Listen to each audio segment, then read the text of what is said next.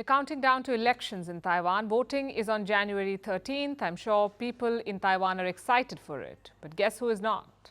Who else but China? Beijing is busy sending spy balloons over Taiwan. It is now a daily affair.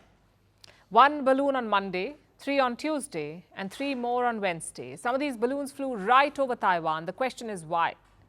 China usually calls them weather balloons, but this time they haven't even released a statement. Meanwhile, Taiwan is on alert. They're expecting some sort of provocation during the election. Which brings us to the vote itself. Who are the contenders? One is Vice President Lai Ching-te. He represents the ruling DPP, the anti-China Democratic Progressive Party, DPP. His opponent is Hu Yu-yi. He is the mayor of the new Taipei city and represents the opposition, the Kuomintang. Officially, both parties prefer the status quo. And what does that mean? Taiwan remains an independent island. At the same time, there is no formal declaration of independence. But the status quo means different things for different parties, for both these parties, both sides.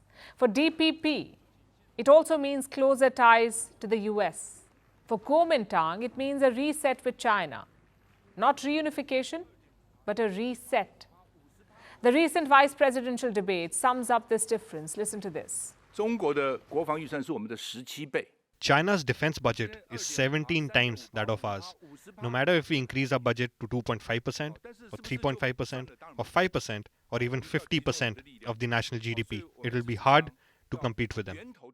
The whole world knows that the cause of the tension across the Taiwan Strait is the Communist Party of China.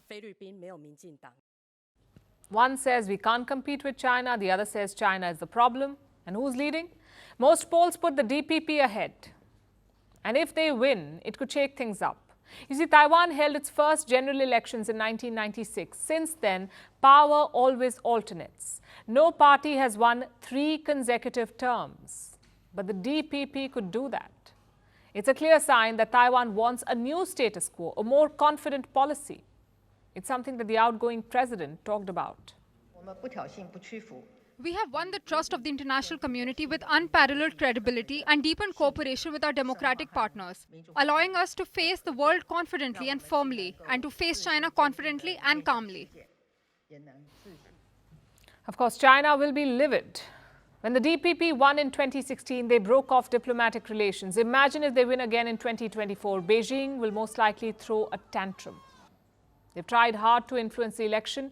We've seen military build-ups, threats of economic sanctions, even junkets for Taiwanese officials. Taipei has been tracking China's attempts to meddle in the elections. They say a report will be published after the vote. It should be an interesting read. Now, China's attempts have not changed much on the ground, but Taiwan is not taking chances. They've issued new curbs on Chinese reporters.